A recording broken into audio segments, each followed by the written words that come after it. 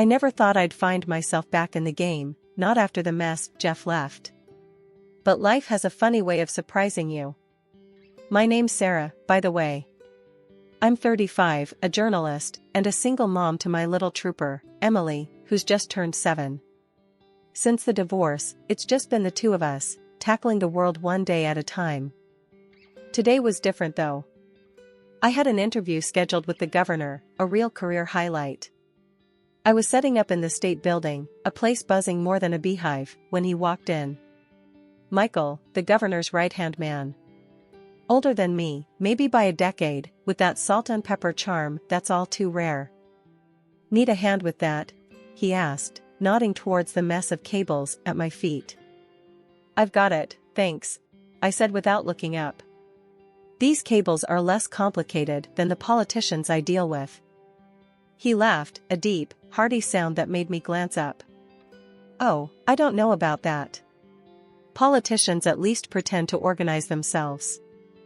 That they do, I replied, finally getting the cables to behave. So, you're the man making sure I don't mess up the governor's schedule? That's me. Guilty as charged. I'm Michael. He extended a hand. Sarah, I said, shaking it. His grip was firm, confident. Listen, after you wrap up here, how about coffee? I know a place nearby that doesn't burn their beans. I hesitated. It was just coffee, right? Sure, why not? But just so we're clear, I'm not looking for anything serious. My focus is my work and my daughter. The interview went smoother than silk, and true to his word, Michael led me to a quaint little coffee shop tucked away from the usual hustle. It was nice, easy, and he was an excellent conversationalist. The hours slipped by like minutes. So, Michael, I ventured, stirring my nearly finished latte. Any skeletons in your closet? Ex-wives? Angry cats? Just one ex-wife. We're on good terms though. And no cats, angry or otherwise. I do have a daughter, Claire, she's 17. Headed off to college soon. My Emily's only 7. Second grade and already too smart for her own good. I smiled, feeling a pang of love at the mention of her name. We parted ways with a promise to do it again sometime. No expectations, no pressure. Just two people enjoying each other's company. It was refreshing, honestly, not having to tiptoe around intentions and hidden meanings. 2 years zipped by since Michael and I started dating, and I'll be honest, they were some of the best years of my life. So, when he popped the question, it wasn't a head-scratcher or anything, it felt right. Michael was pretty old school, wanted to do things right, so he planned a little meet and greet for our kids before we all jumped into the new family setup. Claire, his daughter, was coming home from college for the weekend, and he thought it was the perfect time for us all to get together. Mom, do I have to clean my room just because Claire's coming over? Emily groaned as she threw her toys into the toy chest rather haphazardly. Yep, your room's gotta look decent. We want to make a good impression, don't we? I replied, folding her clothes and placing them neatly in the drawer. But she's like, super old, right? What if she thinks I'm a baby or something? Claire's 19, not 100. And she's not going to think you're a baby, trust me. I reassured her, chuckling as I straightened her bedspread. When Claire arrived, I could tell right away that the vibe was kind of off. She was polite, but there was a chilliness about her, like she could be anywhere else, but here. Hi, Claire, I'm so glad to finally meet you. Michael's told us a lot about you, I said, extending a hand. Hi, Claire muttered, giving me a limp handshake before dropping her gaze to her phone. Nice place. I glanced at Michael, hoping he'd break the ice a bit. He just smiled nervously and ushered everyone into the living room. Girls, why don't you two get acquainted while I help Sarah with dinner? Michael suggested, a bit too cheerfully. Claire and Emily sat on the couch, the air thick with awkward silence. I headed to the kitchen with Michael, whispering, Is she always like this? She's just shy around new people, Michael whispered back. Give her some time, she'll warm up. The dinner itself was quiet. I made my best lasagna, hoping comfort food might loosen things up. We talked about mundane stuff, weather, Claire's college, my job, but the tension was like a stubborn stain. So, Claire, Emily's really excited about her spring project at school. Maybe you two could talk about it? Emily's been learning about marine life. I tried, aiming for a light conversation. That's nice, Claire responded, her attention never leaving her plate. Yeah, I got to pick the dolphins, because they're my favorite. Emily piped up, trying to catch Claire's interest. Cool, was all Claire said, pushing her food around her plate. The evening wrapped up with an uneasy peace. Emily went to bed feeling confused, and I could tell she was disappointed. Claire said her goodnights and retreated to the guest room, closing the door with a soft click that somehow sounded final. Truth be told, I didn't see much of Claire after that, which was somewhat of a relief. She stayed at college most of the time and our paths barely crossed. It wasn't ideal, but it made things simpler in some ways. Michael and I tied the knot in a modest ceremony a few months later. Just close friends and family, nothing fancy. We moved into his big house soon after. It was a fresh start, a new chapter.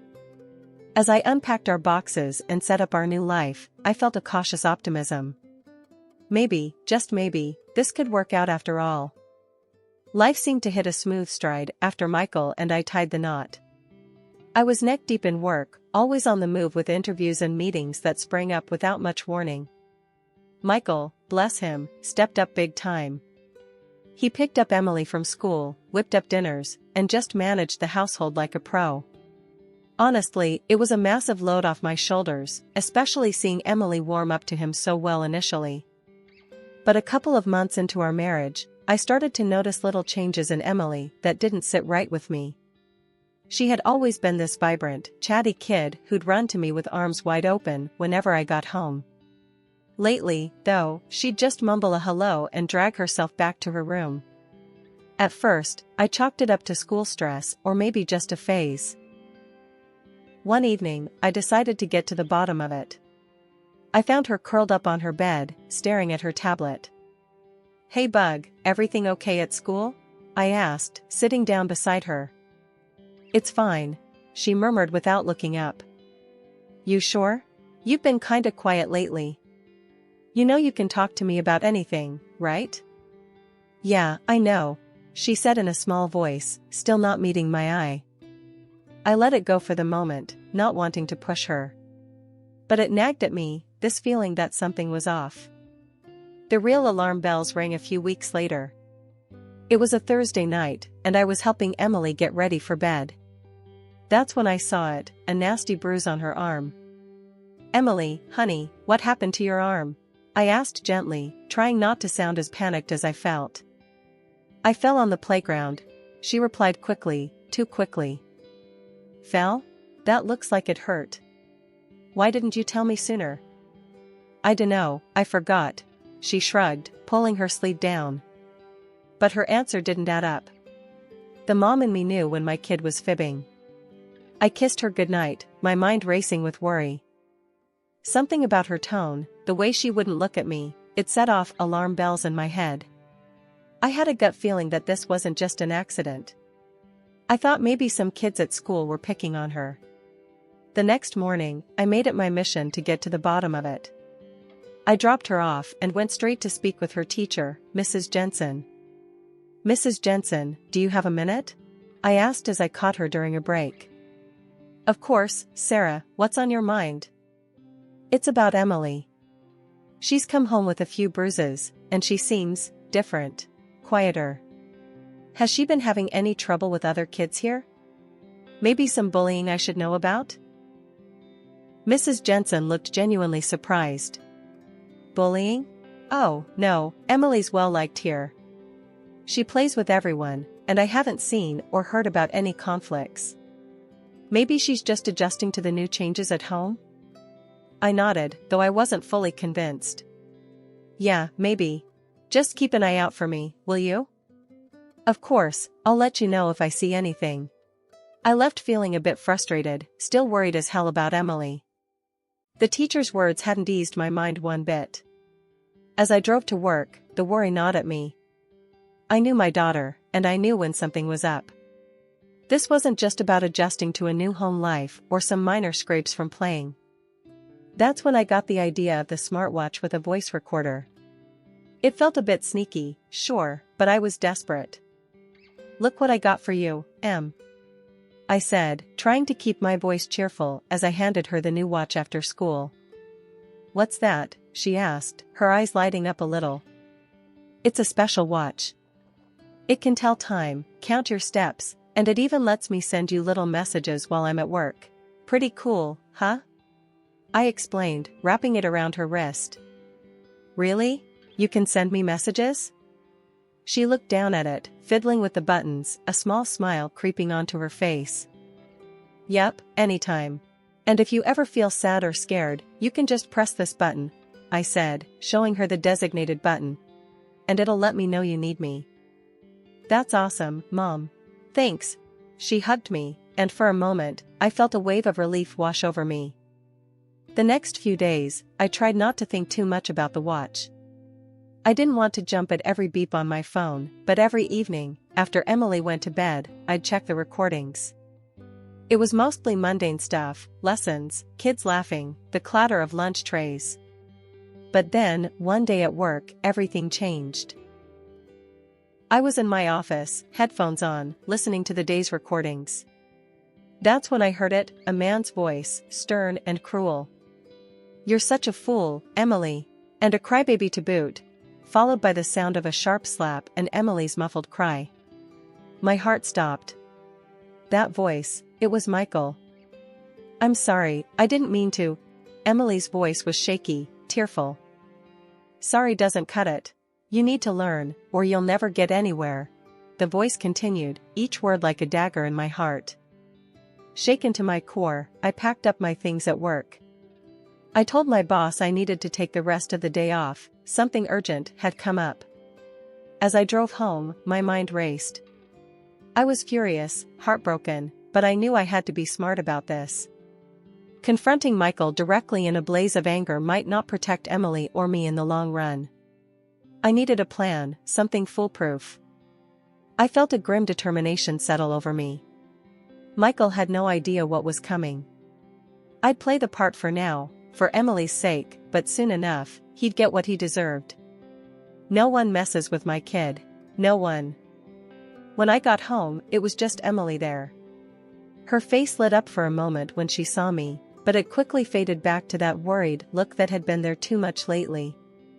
"Hey, sweetie," I said softly, sitting down beside her on the couch. "We need to talk about something important." Emily looked up at me, her eyes wide. "Is everything okay, Mom?" I took a deep breath, choosing my words carefully. "I know about what's been going on, Emily. About how Michael has been treating you when I'm not here." At first, she tried to look confused, but then her face crumbled, and the tears started. "Mom, I didn't want to tell you. He said he'd get really mad if I told anyone. He hits me sometimes, when he's angry or when I do something wrong. He told me not to say anything." The confirmation hit me like a truck, even though I had heard it myself on the recordings. Hearing it directly from Emily tore at my heart. "Oh, baby, I'm so sorry," I said, pulling her into a tight hug. "You won't have to deal with that ever again, I promise. You're safe now." I made a quick decision. "We're going to go stay with Grandma and Grandpa for a little while, okay? Just until we sort this out." Emily nodded, still sniffling. We packed a few things and I drove her over to my parents. They were concerned but supportive when I explained the situation briefly. Leaving Emily in their loving care, I headed back home, my resolve hardened. Michael was going to pay for this. I got back just in time to see Michael pulling into the driveway.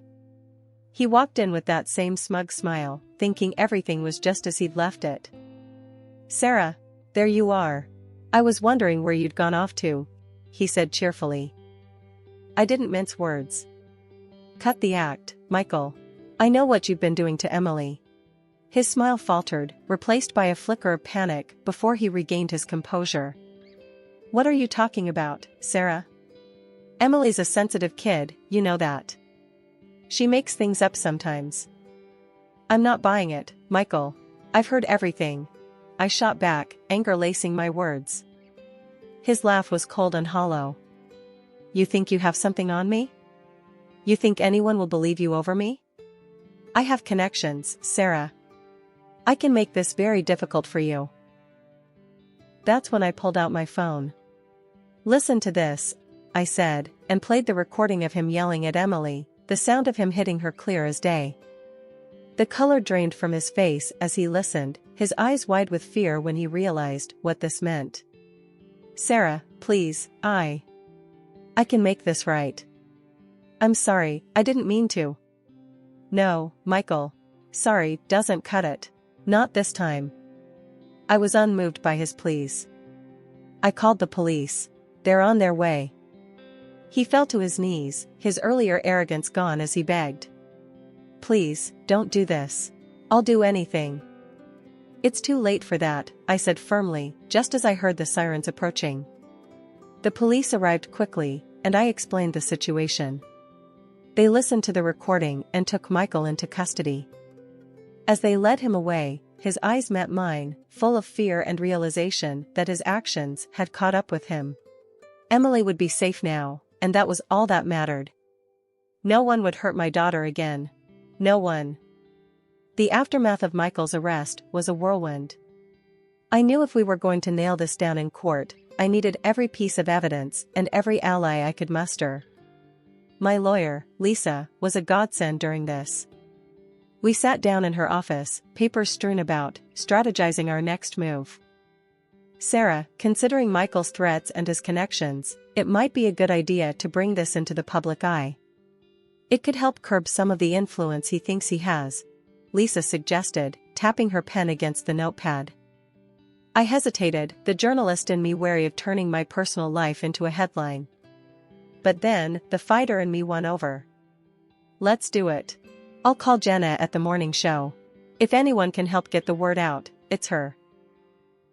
With that decided, I reached out to Jenna, an old colleague who hosted a popular women's show. She was shocked, but jumped at the chance to help.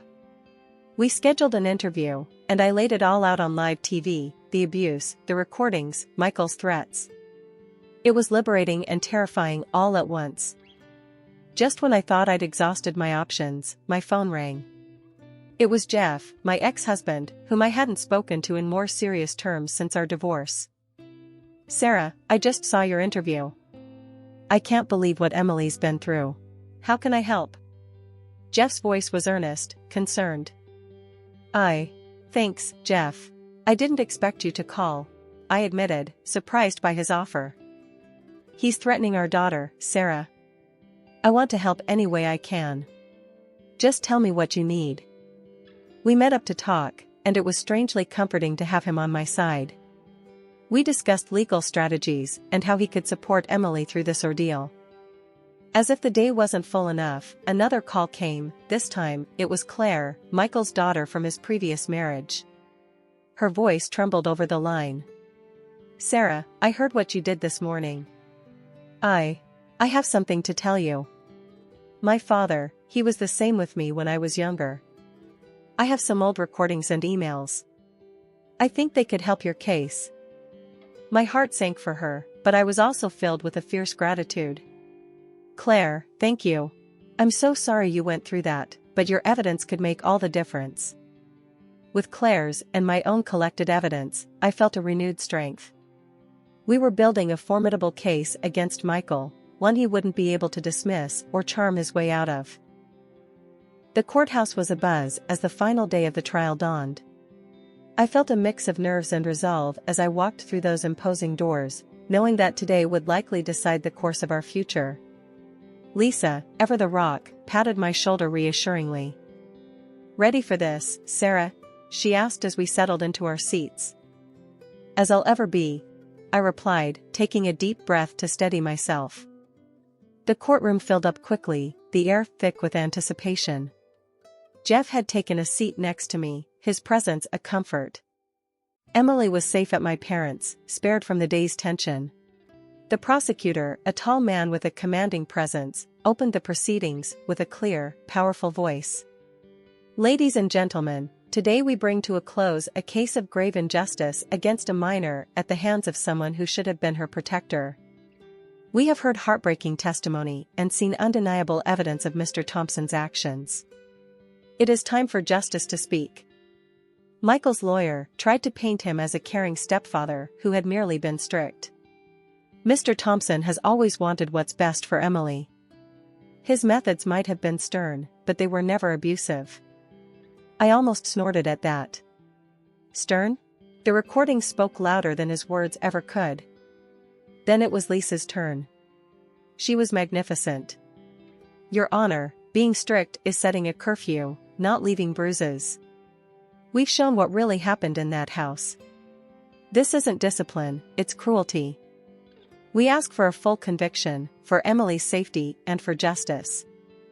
The room was silent as the judge nodded, jotting down notes. Then, the moment came. Claire was called to the stand. She was visibly nervous, but determined as she recounted her own experiences, her testimony echoing mine and adding weight to the case against Michael. After closing arguments, the jury didn't take long. The foreman stood, his voice clear and steady. We, the jury, find the defendant, Mr. Michael Thompson, guilty of all charges. The judge thanked the jury and turned to sentencing. Given the severity of these crimes and the courage of the victims in coming forward, I am sentencing Mr. Thompson to the maximum allowable under the law. He is to have no contact with Emily or any other minors unsupervised for the duration of his sentence and subsequent parole. Michael's face was ashen as the bailiffs led him away. He glanced back at us once, but there was nothing left to say. Outside the courthouse, reporters swarmed, microphones thrust forward. I gave a brief statement, thanking the legal team and the community for their support. But mostly, I thanked Claire and Emily for their bravery. The day we moved into our new house was a fresh start, the sunlight pouring into wide, open spaces that promised new memories. Emily raced through each room, her laughter bouncing off the walls, filling the spaces with light and life. Look, Mom, can I have this room? It's got the best view of the yard. Emily called from upstairs. Sure thing, kiddo. I yelled back, smiling at her excitement. It felt good, really good, to see her like this again. As I unpacked a box in the kitchen, Jeff came in, holding a toolbox. He had been a surprising pillar of support, even after everything that had gone down. Need help setting up the shelves? He asked, a teasing smile on his face. Yeah, you know I'm hopeless with the drill, I replied, grateful not only for his help, but also for his presence. It made things feel normal, easier. As we worked together, fitting pieces into places just like old times, Jeff said, You know, I'm really proud of you, Sarah. You've been incredible through all of this. Once we got the shelves up, Emily bounded into the kitchen, her face alight with a mix of mischief and excitement. Mom, can we get a dog now? There's so much space outside, and I promise I'll take care of it. I laughed, the sound mingling with the warmth of the afternoon sun streaming through the windows. We'll see, Emily. Let's settle in first. Later that day, Claire came over. She had been visiting more often, each time staying a little longer, laughing a little louder.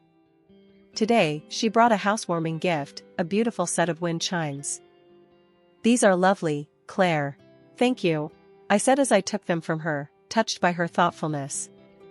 I thought they'd sound nice out back, with the breeze and all, Claire replied, looking more comfortable here than she ever had before. Why don't you stay for dinner? I'm making spaghetti, nothing fancy, I offered, hoping she'd say yes. Sure, I'd love to, Claire answered with a genuine smile. It was the first of many meals we would share. Dinner was a noisy, joyful affair with Emily and Claire chatting about everything from school to movies. Jeff helped with the dishes afterwards, and we found ourselves lingering over coffee, talking about mundane things that felt extraordinarily comforting. As the evening wound down, I stepped outside to hang the wind chimes. The soft tones mingled with the rustling leaves, creating a melody that felt like a benediction. Standing there, I felt a peace I hadn't known in a long time. Jeff, Claire, Emily, and we were different pieces from different puzzles, but here, now, we fit together perfectly. The future was still unwritten, but for the first time in a long time, I was excited to see what it would bring.